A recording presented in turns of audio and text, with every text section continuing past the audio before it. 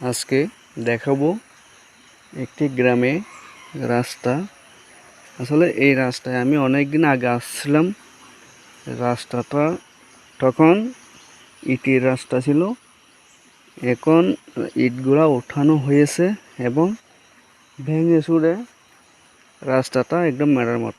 কারণ রাস্তার একটা ব্রিজ অনেক পুরাতন, ব্রিজটা ভেঙে গেছে একদম বৃষ্টির কারণে।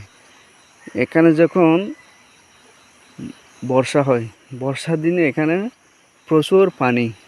এই জায়গায় প্রচুর পানি বলতে যে জায়গাটা আছে আমি দেখাচ্ছি। আসলে এখানে ওই ওই বাসের ছালি দিয়ে মানুষ পারাপার হয়, দেখলে অবাক অবাক টু অবাক।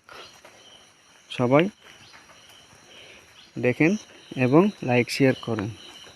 ধন্যবাদ সবাই।